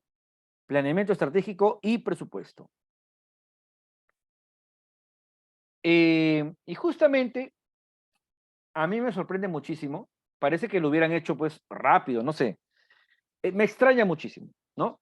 Que justamente uno de los aspectos principales de la aplicación del enfoque tenga solamente este párrafo incorporado, ¿ya? Entonces, acá se nos dice que hay que incorporar el enfoque intercultural en el proceso de planeamiento estratégico de la institución y presupuestal. Esta parte nosotros la vamos a desarrollar en una clase especial, ¿ya? Si no me equivoco, es en la clase número 9, ¿ya? O 10 de nuestra malla curricular, del diplomado que estamos haciendo. Ahí tenemos cómo hacer presupuesto con enfoque intercultural, ¿ya? Proceso presupuestario con enfoque intercultural. Ahí lo vamos a desarrollar bien, bien detenidamente, ¿ya? Pero esta guía se queda bastante cortita cuando nos dice esto, pues, ¿no? Una entidad comprometida debe incorporar la interculturalidad en sus instrumentos de planeamiento, como planes, desarrollo, operativos, presupuestos. Bueno, entonces, en realidad, se trata de proceder a una revisión de todos los instrumentos de la planificación estratégica de la institución, ¿ya? Para que incorporen el enfoque intercultural. Propiamente, esta guía nos va a enseñar a elaborar un plan de transversalización del enfoque intercultural, ¿ya? Y esto tenemos que aplicarlo también para o sea, esta metodología también tenemos que aplicarla para la revisión de los diferentes planes estratégicos de una entidad a fin de que incorpore el enfoque intercultural. Y ya les he dicho, en la clase penúltima o última, vamos a estudiar presupuestos con enfoques interculturales, ¿ya? De manera más detallada. Seguimos. La guía continúa con el tema de la infraestructura y disposición de los espacios donde se brinda el servicio. Los lugares, esto es interesante, ¿ya? Porque la infraestructura física refleja una cultura, definitivamente, ¿no? Las viviendas son culturales. Las formas en que concebimos el espacio, la distancia física entre las personas, el ordenamiento espacial de una casa, de un edificio, de una institución, de una comunidad, de un pueblo, el ordenamiento territorial, el ordenamiento espacial, tiene que ver con la cultura, estrechamente, estrechamente. Por lo tanto, acá se nos dice que la infraestructura debe ser intercultural. El problema es que la mayor parte de entidades públicas construyen de una forma absolutamente occidental, ¿no? Con líneas rectas, cuadradas, enormes edificios, oscuros, grises, que parece que tuvieran la finalidad de transmitir una sensación de omnipotencia, ¿no? De poder. Enormes moles de cemento, cuadriculadas, inflexibles, rígidas, tal como es la ideología del Estado. Entonces, la infraestructura pública refleja una ideología, de todas maneras. Acá lo que se propone de una forma interesante es que justamente un servicio público no reproduce, si es que se va a construir por primera vez, que su diseño arquitectónico, que su diseño infraestructural no refleje una ideología ni una cultura ajena a la de la población en donde va a existir este servicio público, ¿no? Y que en la medida de lo posible la infraestructura se reforme, los aspectos, espacios se reordenen, ¿no? Los centros de atención se adapten a las particularidades culturales de la población. Esto también tiene que ver con la señalización en diferentes idiomas para que la población pueda ubicarse en los diferentes recintos de la institución. ¿Ya? Muy bien.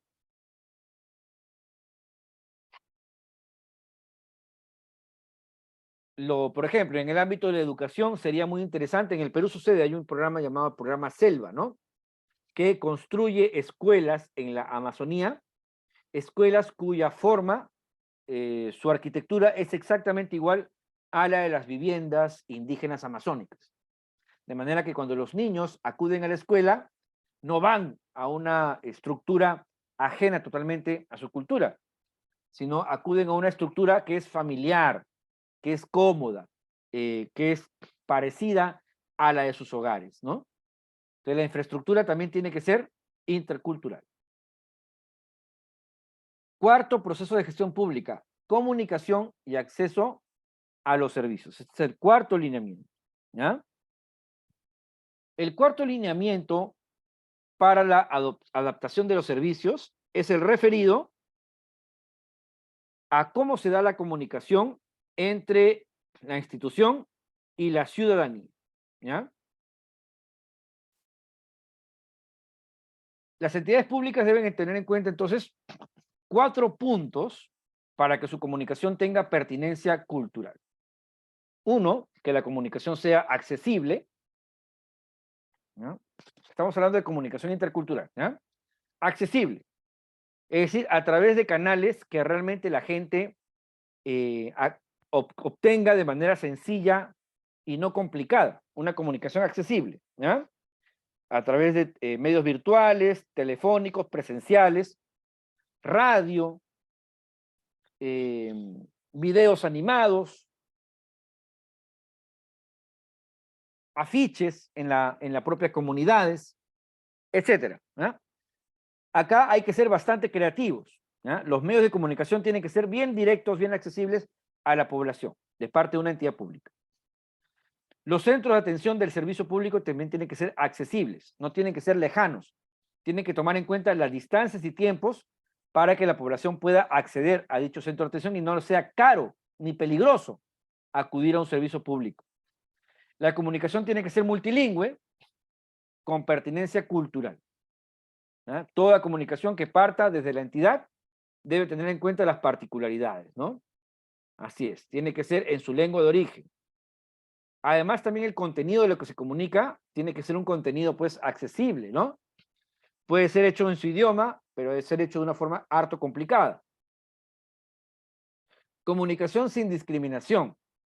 Apela a que la comunicación que brinde la entidad esté libre de toda frase o expresión con contenidos prejuiciosos. Adelante, Delia, te escuchamos.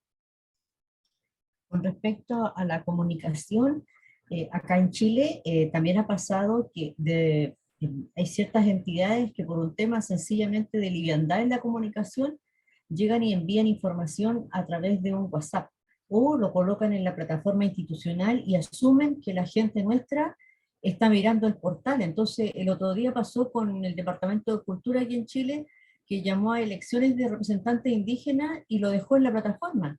Y la gran mayoría se enteró o el último día o después de. Entonces, pasa mucho porque hay un problema también de alfabetización digital que está ausente. Y además, el tema de las antenas, usted lo decía en una clase, la comunicación, el Internet hoy día es un servicio básico y eso no lo hemos resuelto nosotros. Entonces, tenemos un problema con el tema de la comunicación. Eso, profesor, Gracias, gracias. gracias, el exacto, ¿no? Así es. Por un lado, la ciudadanía digital y por otro lado, no asumir que todo el mundo está informándose a través de esas plataformas. Por eso la comunicación tiene que ser en canales accesibles y pertinentes. Ese es el cuarto proceso de gestión pública de la institución en el cual hay que aplicar el enfoque intercultural. Ahora bien, el quinto proceso de gestión pública es el de documentación, ¿ya? El de documentación. Los documentos oficiales de la entidad pública. Dice acá que esta documentación burocrática suele contener términos técnicos y muchas veces no es entendible por los ciudadanos. Un primer punto a mejorar es que sea clara y sencilla para entender y resolver. Tiene que ser traducida a otros idiomas, por lo menos en las partes clave, ¿no? Yo creo que debe ser en su totalidad, pero bueno. Evaluar desde la entidad, esta es una idea para mí muy valiosa, ¿ya? De la guía, esta es una idea muy valiosa. Evaluar desde la entidad, tomar el registro oral como medio válido para poder brindar una declaración o iniciar un trámite. Recordemos que muchas de nuestras lenguas originarias no tienen sistema de escritura establecido. Esto cada vez es menos cierto. La gran mayoría de lenguas originarias ya están contando con un alfabeto, pero de todas maneras, al margen de que las lenguas ya tengan sistemas de escritura establecidos, las lenguas indígenas, al margen de eso, sí creo que sigue siendo valioso que los trámites se hagan de forma oral, como medio válido para lograr objetivos en la administración pública, ¿no? Eso es algo que hasta ahora no se ha implementado, ¿no? Que en vez de tener una documentación escrita, tengamos más bien registros sonoros de trámites administrativos, en los cuales la población pues haga sus trámites con mucha más facilidad, ¿no? Entonces, los registros sonoros son prueba legal también de que, de que un procedimiento se ha llevado a cabo. Entonces, tenemos en el mundo occidental, tenemos un fetichismo de la palabra escrita, ¿no? Creemos que la palabra escrita es Dios y nos olvidamos de que también hay una gran importancia en la palabra hablada y por eso la ley es escrita y por eso los trámites son por escrito y que los procedimientos son con papel y con escrito. ¿Y por qué no pueden ser sonoros? ¿No? Ustedes ahora actualmente ya pues, deben haber visto por teléfono algunos trámites que se hacen por teléfono. Nos dicen, en este momento vamos a grabar esta conversación y usted nos va a responder si acepta o no acepta, ¿no? Por ejemplo, compañías de teléfonos hacen contratos a través de llamadas telefónicas y graban la llamada telefónica como prueba de la existencia del contrato. ¿Por qué la administración pública no puede tomar registros orales de los trámites administrativos? ¿Por qué todo tiene que ser por papel, que es más difícil de comprender para la población, ¿no? Entonces, esta es una idea, sí, creo que es muy importante y muy valiosa, ¿no? Así es, Karina, ¿no? Karina, por ejemplo, nos habla acerca de documentos que en castellano deban ser explicados en asambleas locales con sus propios pobladores de forma culturalmente adecuada. Así es. Ahora, más allá de lo escrito, yo creo que el registro, los trámites orales son importantes, ¿no? Y que tienen todo, con las tecnologías contemporáneas, es muy fácil demostrar la autenticidad de un trámite oral. Este es un tema que realmente falta que nuestro paradigma occidental, que sacraliza todo lo que es escrito, cambie, ¿no? Cambie y pasemos a oralizar la administración pública. Sería mucho más sencillo para todos. No solamente creo que para pueblos originarios y afros, ¿ah? Para todos realmente sería mucho más sencillo. Bueno, sexto proceso de gestión pública en el que hay que aplicar el enfoque intercultural. Los instrumentos de gestión institucional. Herramientas, por ejemplo, herramientas clave de la gestión de una entidad, los reglamentos de organización y funciones, los textos que compilan los procedimientos administrativos, ¿ah? Tienen que estar en lenguaje sencillo y además en idioma originario. Los protocolos de atención para la población también tienen que atender sin discriminación, con calidez. Séptimo proceso de gestión pública interno, la normatividad, ¿ah? La normatividad jurídica. Y acá hacemos una crítica a este manual, a esta guía. Porque cuando nos dice que los mecanismos legales de la institución tienen que tomar en cuenta el enfoque intercultural, se está refiriendo fundamentalmente a que la institución tiene que crear normas para erradicar y sancionar la discriminación racial. Lo cual es correcto, es un aspecto de la cuestión. Pero la interculturalidad no se reduce a la discriminación racial. Es un aspecto importante, pero no es el único, ¿no? Por lo tanto, la normatividad de una institución tiene que aplicar el enfoque intercultural. Primero, los mecanismos de difusión de la normatividad. Ustedes saben que en toda constitución se dice que toda la población presume, perdón, las constituciones se dice que se presume que la población conoce la ley. O sea, nadie puede decir, yo incumplí tal ley porque no conocía. No, ¿no? O sea, hay una obligación de que todos conozcamos la ley. Se supone que todos la conocemos. Así suelen decir las constituciones políticas, ¿no? Así suelen decir las constituciones políticas. Entonces, los mecanismos de comunicación de la ley tienen que ser interculturales. Formas de entender sencillamente las obligaciones legales y los derechos legales y en lenguas originarias. Pero además, las normas legales de la entidad tienen que oficializar el enfoque intercultural. Por ejemplo, la norma que aprueba el plan de transversalización del enfoque intercultural. La norma que estipula que el presupuesto público tiene que elaborarse de forma intercultural. La norma que publica los mecanismos de participación ciudadana intercultural, etcétera, etcétera. Entonces, las normas, todas, tienen que tener mecanismos interculturales de comunicación, pero además las normas tienen que considerar la aprobación de los instrumentos interculturales, de los instrumentos de la gestión pública intercultural, ¿ya? Los planes estratégicos, los presupuestos, etcétera, etcétera. Y según la guía, el octavo, último proceso de gestión pública. Por eso yo les decía que resulta un poco chocante que después de tratar todo esto, al final se ponga el tema de el personal, o sea, el tema de la pertinencia cultural o las competencias interculturales de los funcionarios públicos, ¿no? A mí me parece que este es un tema tan clave que tiene que ir pues al principio, ¿no? Al inicio. Te dice acá, adelante Delia, te escuchamos. Profesor, Sí, aquí en Chile, hace como 8 años atrás, eh, una indicación que dieron desde la Corte Suprema, obligando a Chile ¿cómo se llama?, a trabajar en las iniciativas legales que tuvieran consulta indígena. Porque aquí en Chile se hacen las leyes, pero no hay consulta indígena por las leyes.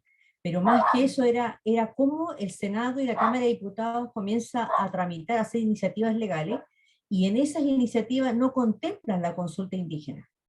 Entonces, la Corte Suprema hace 8 años le ordenó crear una comisión bicameral, que Ujú. contemplara a ambos, y en ese minuto no lo hicieron, fueron pasando el tiempo, y el año antepasado, cuando partió este tema del proceso constituyente, poco antes de eso, a doña Adriana Muñoz, que era la presidenta del Senado en su minuto, nosotros le hicimos saber qué pasaba con eso y hubo compromiso de retomarlo, pero después hubo cambio y estamos en el mismo lugar que hace 8 años atrás. O sea, que hemos estado siempre. O sea, que se hacen iniciativas sin contemplar la mirada intercultural o la participación de los pueblos originarios. Eso es lo que nos pasa acá. Así es, así es. Muy bien, gracias. Iber nos dice, esos aspectos son explicados no de manera vertical, sino horizontal. Cambiaría sentido de interculturalidad. Ujú. Así es. Bien, entonces, gracias. Gracias por sus comentarios. Miren ustedes, ahora entramos al supuestamente último proceso de gestión pública, que no debería ser el último, sino de los primeros. Es el de las competencias interculturales, las llamadas competencias interculturales. Las competencias interculturales son conocimientos, habilidades y aptitudes que deben tener las personas para relacionarse con otras de forma intercultural. ¿Ya? Para relacionarse con otras de forma intercultural. Entonces, no puede haber gestión pública intercultural sin servidores públicos interculturales. Es imposible, no se puede. Podemos tener normas legales interculturales, procedimientos, planes, políticas, todo intercultural, pero si la gente no es intercultural, de nada sirve, ¿no? De nada sirve. Entonces, esto hay que tomarlo en cuenta, pues, casi al inicio, ¿no? Sobre esto, más adelante voy a revisar una ficha, ¿ya? Que es importante. Muy bien. O de una vez de repente, a ver, vamos a ver. Ajá, acá está la ficha para incorporar la interculturalidad en los llamados recursos humanos, ¿ya? Recuerden, estas fichas son anexos, son herramientas de gestión pública intercultural que están en la parte final de la guía, ¿ya? Del archivo en PDF. Muy bien. Acá la ficha primero nos recomienda que contratemos servidores públicos para la mediación intercultural. Acá es un poco, es una buena idea, pero hay un poco una cierta confusión, porque por un lado la guía nos habla que tenemos que conformar equipos de mediadores interculturales, pero por otro lado nos habla de la figura del mediador intercultural y lo describe con una serie de competencias y conocimientos que la verdad más parecería un Superman intercultural, ¿ya? Un Superman intercultural, lo cual pues es imposible de encontrar, porque ninguna persona puede saber tanto y tener tantas competencias y al mismo tiempo tener tantas funciones para lograr servir como puente de mediación entre toda una comunidad y toda una institución pública, ¿no? Que es lo que dice la guía, ¿no? El mediador intercultural. Y lo describe de una forma súper idealista que no tiene, pues, realismo, ¿no? Lo real es que tenemos que contar, sí, con un grupo especializado en interculturalidad, sin que ello signifique que solo ellos son los responsables de aplicar la interculturalidad, ¿no? Ahí está justamente la cuestión, ¿no? Todos los servidores públicos involucrados en estos procesos de gestión pública que tienen que interculturalizarse son aquellos que tienen que tener habilidades interculturales. Pero muy aparte, tenemos que contar con un equipo especial de mediadores interculturales. Y acá se dice justamente, ¿quién es el mediador cultural? El puente, dice acá, ¿no? Entre la entidad y diferentes grupos étnicos de la localidad. Pero realmente, no, pues no es una sola persona, ¿no? No es acá dice claro que no será el único responsable, pero en varias partes lo plantea como si si fuera una sola persona. Bueno, acá, por ejemplo, cuando dice funciones del puesto, de un solo puesto, no puede ser, de varias personas, ¿ya? Estos mediadores interculturales deben supervisar, planificar las actividades de aplicación del enfoque intercultural, brindar orientación sobre trámites para el ciudadano en su idioma, prestar colaboración en la entrega de servicios públicos, en traducción de contenidos, mediar las relaciones y la comunicación entre los diferentes grupos y la entidad pública, elaborar diagnósticos, tanto socioculturales como autodiagnósticos institucionales. Por supuesto, esto tiene que ser un grupo de especialistas, ¿no? No puede ser una sola persona. Establecer planes de mejora para la implementación del enfoque intercultural, coordinar actividades de capacitación en interculturalidad. ¿Qué debe conocer? ¿Qué debe saber? Derechos y normas que rigen las relaciones del Estado con los pueblos indígenas originarios, derechos individuales y colectivos, pero acá se olvidan de los pueblos afrodescendientes, ¿no? Solamente habla de pueblos indígenas. Se habla también de pueblo afrodescendiente, se olvidan de hablar de pueblos afrodescendientes. Normativa jurídica, prácticas, costumbres, historia, lengua y pensamiento de los grupos étnico-culturales, wow, ¿no? Y lengua, tiene que hablar castellano y además tiene que hablar la lengua original.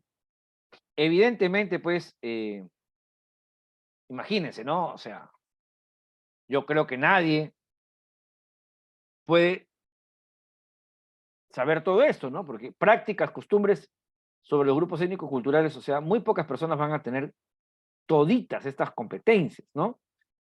Toditas estas competencias. Eh, entonces, pero sí hay que tener por eso un grupo de personas que esté capacitada en estos aspectos diversos. Delia, adelante. Profesor, Sí. este tema de la persona que hace de puente, bueno, acá en Chile le llaman facilitado intercultural, es una Ajá. conversación de hace como 6 años atrás. Sin embargo, yo tengo una mirada un poco más, más de largo plazo y más profesionalizada. Siento que el facilitador Ajá. debería tener esa condición, facilitador, ser una persona con los conocimientos en temas de pueblo, tal vez que hable uno de los tantos idiomas que tiene, especializado en un pueblo determinado o en un territorio, y a lo mejor, estoy pensando así en el aire, una persona que tenga educación en salud para trabajar como facilitador intercultural en temas de salud, y a lo mejor otro que hable en temas de trabajos sociales, u otro que sea en temas académicos, otro que sea profesores de colegio. Siento que este espacio del facilitador debería profesionalizarse y robustecerse y entrar a tener un rol predominante e importante dentro del Estado para facilitar esta conversación entre el Estado y los pueblos.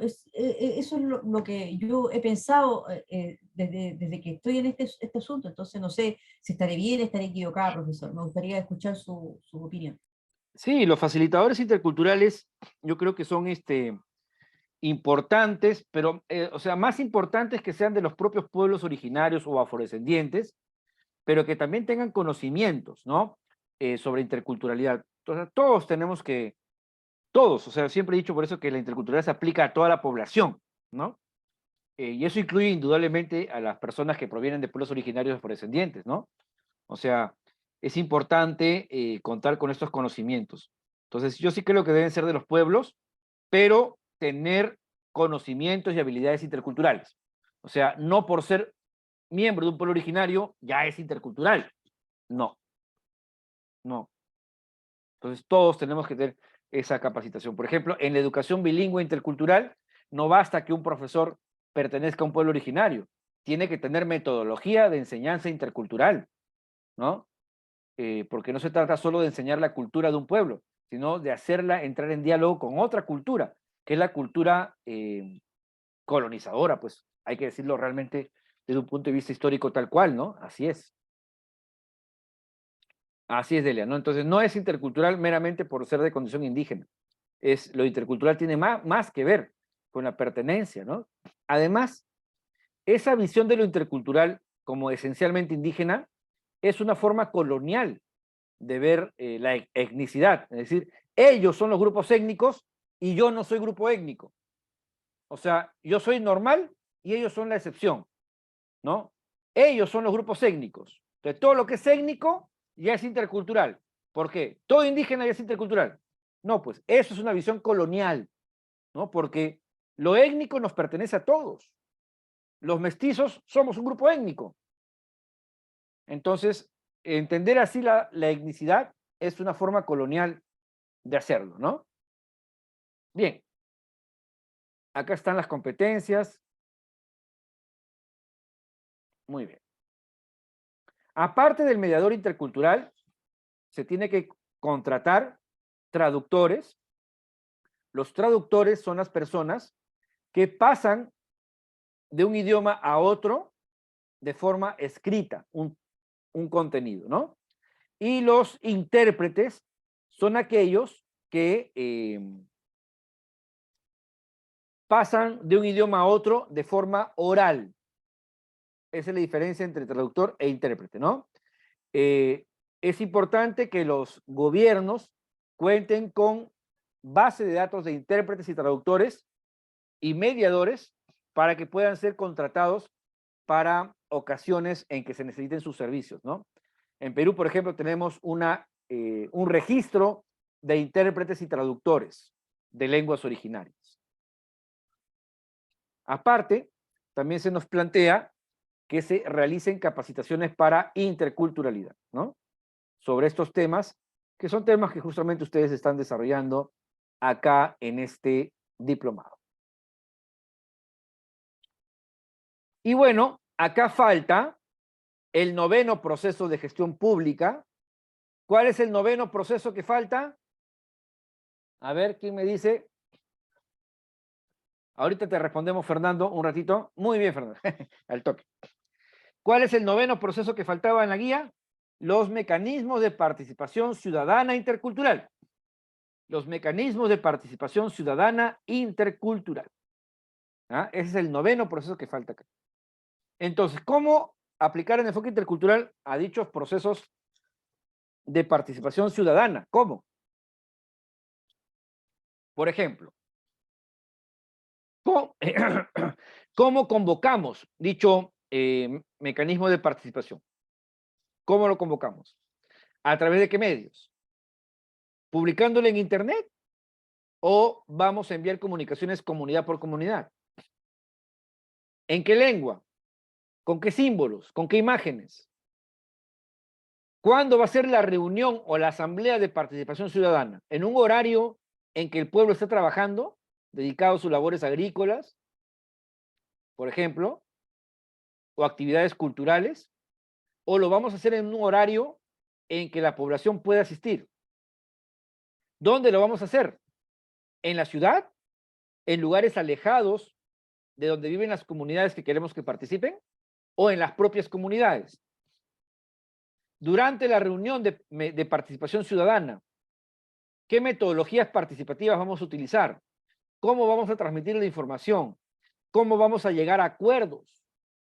O sea, todo lo que tiene que ver con diálogo intercultural, todas las orientaciones sobre diálogo intercultural. Recuerden que nosotros hemos visto hace un par de clases orientaciones para el diálogo intercultural, una norma jurídica con recomendaciones prácticas. Recordarán que hemos visto en clase eso, ¿no? Bueno, eso es lo que hay que poner en práctica acá. ¿Ya? Las estrategias de diálogo intercultural son las que hay que poner en juego en estos mecanismos de participación ciudadana intercultural. Y eso es justamente lo que falta en las instituciones. Las instituciones tienen mecanismos de participación ciudadana a secas. A secas. Lo que falta es que justamente apliquen la interculturalidad en tales mecanismos. ¿Ya? Y eso es el 8º proceso que falta. Perdón, el 9º proceso que falta. ¿Ya? Muy bien. Acá se plantea una síntesis. ¿No es cierto? Entonces, primer proceso de gestión pública, diagnóstico sociocultural. Segundo, autodiagnóstico institucional.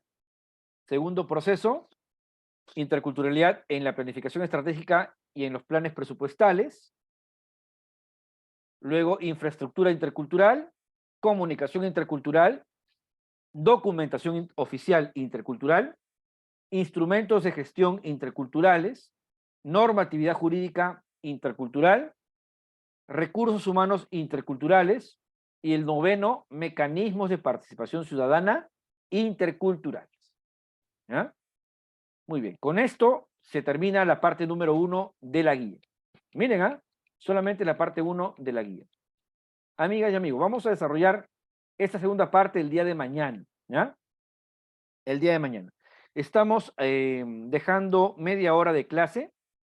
La media hora de hoy vamos a hacerla mañana. Entonces mañana nuestra clase va a contar con 2 pausas, ¿ya? Para poder descansar. Normalmente nuestra clase los días sábados es de 9 a 11:30. Mañana la clase va a ser de 9 a 12, ¿ya? Mañana la clase va a ser media hora más. Hoy día vamos a terminar la clase aquí, ¿ya? Y la media hora que falta de hoy la vamos a hacer mañana. Pero mañana vamos a hacer 2 pausas de 10 minutos para que no sea cansador, ¿ya? Mañana vamos a desarrollar de un tirón toda la parte 2 de la guía de servicios públicos con pertinencia cultural y luego continuar con planes de transversalización, un caso concreto, una guía de transversalización y comenzaremos también con buenas prácticas interculturales en la gestión pública. Mañana tenemos entonces una jornada interesante, llena de información, y continuaremos mañana la parte práctica central de cómo aplicar el enfoque intercultural, cómo hacer un plan de transversalización del enfoque intercultural, ¿ya? Mañana entonces. Muy bien. A ver, ¿alguna pregunta por ahí?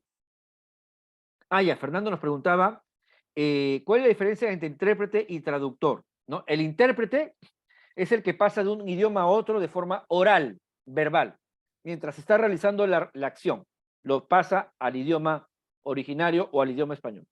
Y el traductor es el que lo hace por escrito, el que traduce documentos. Esa es la fundamental diferencia. Y cada uno, por supuesto, tiene sus técnicas y metodologías. ¿Ya? Muy bien, perfecto. Bien, muchas gracias, amigas y amigos. Nos vemos entonces. Hasta mañana. Por favor, puntuales a las 9 de la mañana, que continuaremos con la parte sustancial de la guía para transversalizar el enfoque intercultural. Muchas gracias. Muy buenas noches. Hasta mañana, muchas gracias. Hasta mañana. Buenas noches, profesor. Gracias. Buenas, hasta Buenas mañana. noches, hasta mañana. Buenas, gracias. Hasta mañana.